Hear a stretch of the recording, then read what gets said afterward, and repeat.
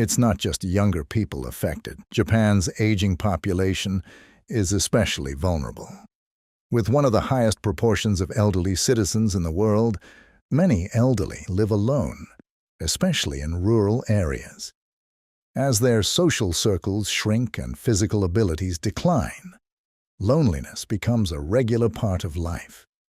This has led to a rise in kodokushi, elderly people, dying alone and not being discovered for days, weeks, or even months. It's a heartbreaking consequence of the loneliness epidemic and is happening more frequently. Government initiatives and societal changes. So what's being done about this? Japan's government has started to address loneliness, including appointing a Minister of Loneliness in 2021. Various initiatives aim to promote social interaction, particularly for the elderly, with community centers and social programs designed to bring people together. However, changing deeply ingrained societal norms and work habits is no easy feat. While these initiatives are a step in the right direction, they need to be part of a larger shift in how Japan balances work, life, and community. It's not just about government programs. It's about changing the way people think and live towards a less lonely future. Japan's loneliness epidemic stems from deep historical, cultural, and societal factors. Although recent government and organizational efforts offer some hope, significant work is needed. Balancing modern life's demands with the need for real human connection remains a challenge. As Japan faces pressures from late-stage capitalism, urbanization, and technology, the big question is whether it can restore the community and social harmony it once had. The path forward is uncertain, but tackling loneliness will require a unified effort from individuals, communities, and the nation as a whole. This intense work culture has shifted society from strong community bonds to a culture of individualism driven by work. The collectivism that once united people now contributes to their isolation, with work demands overshadowing personal relationships. The government is aware of this and is discussing reducing work hours and promoting work-life balance. But change is slow. Deeply ingrained cultural norms don't vanish overnight, and for many, the damage is already done. Education, a perfect storm for loneliness. Loneliness in Japan often starts early, with the education system playing a big role. Japanese kids face immense pressure from a young age to succeed academically. School isn't just about learning. It's about discipline, respect, and hard work.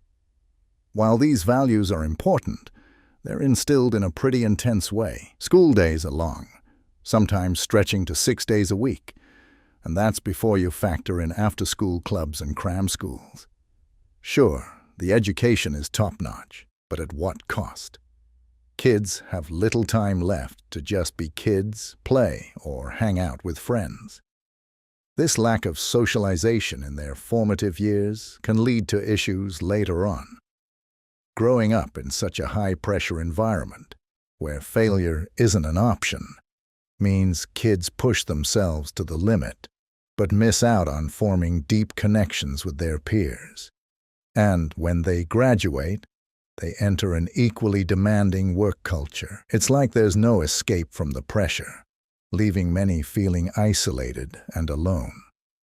This isn't just a theory. Studies show that Japanese students experience high levels of stress and anxiety, which don't magically disappear when they start working. This cycle of pressure starts early and continues throughout their lives, fueling the loneliness epidemic we're seeing today. Urbanization and the impact on community. Let's talk about urbanization.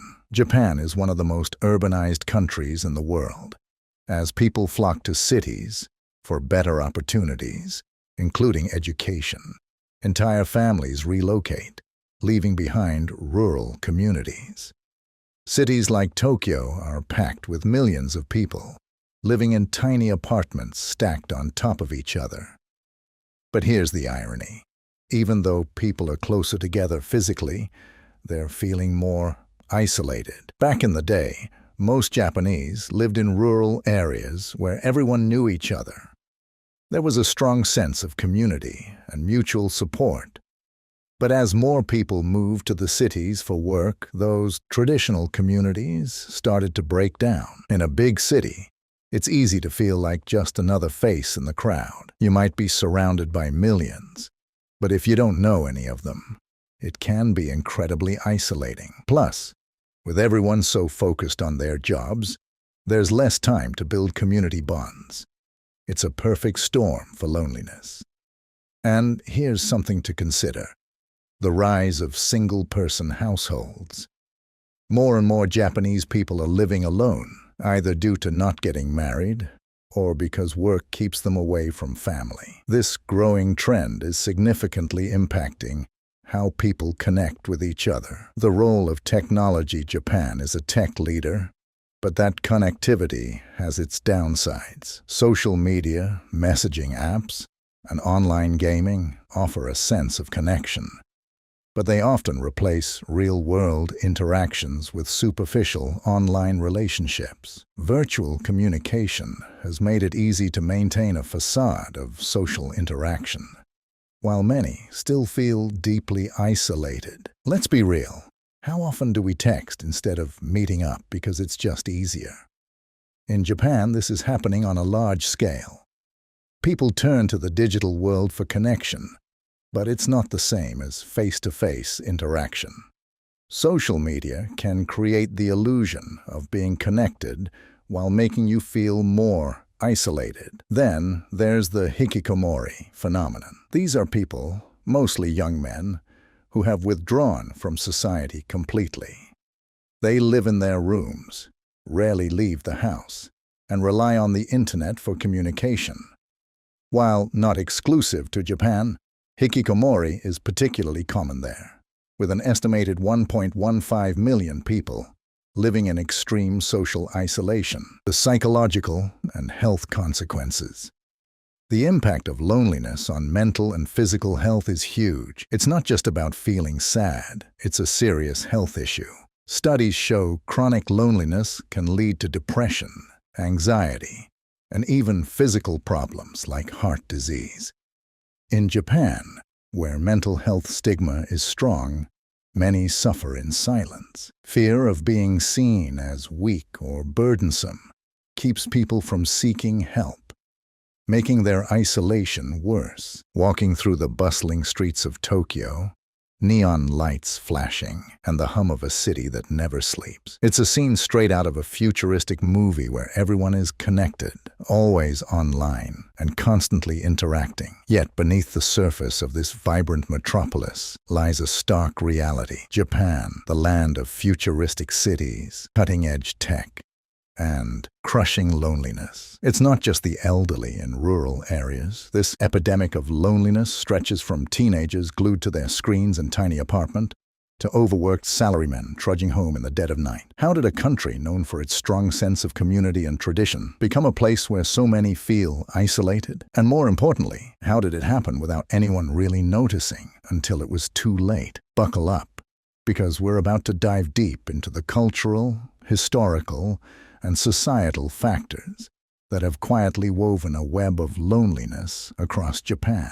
Today, we're diving into something heavy, but super important. Why are so many Japanese people so lonely? You'd think that in a country all about community and harmony, loneliness wouldn't be a big deal, right? But guess what? It totally is. You might be thinking, wait, Japan, lonely? How's that possible? Japan is known for its technological advances and rich cultural heritage, things that scream fun and community. So why is Japan grappling with a growing loneliness epidemic? Despite being one of the most densely populated countries, many Japanese feel more isolated than ever. A 2021 survey by Japan's Cabinet Office revealed that nearly 40% of respondents felt lonely to some degree. That's alarming, especially given Japan's strong cultural emphasis on community and social harmony. Loneliness in Japan isn't just an emotional issue, it's a public health crisis. Former U.S. Surgeon General Vivek Murthy compared loneliness to smoking 15 cigarettes a day, and Japan is no exception to these harmful effects. The Japanese government even appointed a minister of loneliness to tackle the problem, following similar moves in the UK. So how did Japan, once celebrated for its tight-knit communities, end up in this situation? Historical roots, from post-war recovery to economic powerhouse. To understand Japan's loneliness epidemic, let's rewind to the post-World War II era. Japan's rapid economic recovery and rise as a global powerhouse came with a hefty price. The government and corporations championed a work culture that prioritized economic success over personal well-being. The salaryman became the norm for men who devoted their lives to their companies, working long hours and sacrificing family time and personal relationships for corporate success. During this time, collectivism surged, emphasizing group needs over individual ones. Social harmony, or wa, became a core principle, and straying from societal norms was discouraged. While this created a sense of unity and shared purpose, it also suppressed individual expression and personal connections. People were expected to conform and hide personal struggles, including loneliness. This expectation wasn't just casual, it was deeply embedded in society. People were encouraged to tough it out, put on a brave face, and not burden others with their personal issues. So,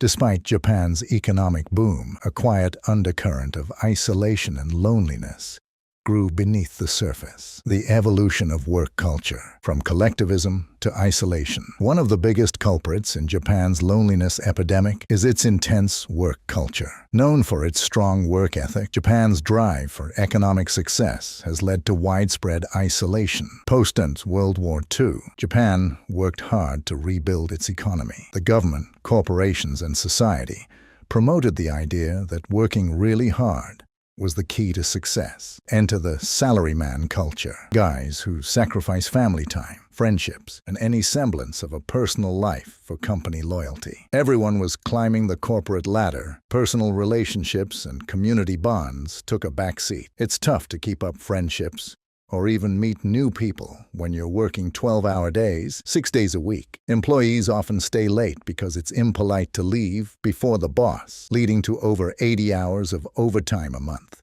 with some hitting over 100 hours. Fast forward to the 21st century, and while Japan's work culture has evolved, it's not necessarily for the better. We've gone from a sense of everybody to lonely me. The karoshi phenomenon, literally working yourself to death, is a tragic reality for many. The relentless push for productivity means longer hours, fewer vacations, and blurred lines between work and personal life. Employees often stay at the office until their superiors leave, resulting in late nights and little time for family or social activities.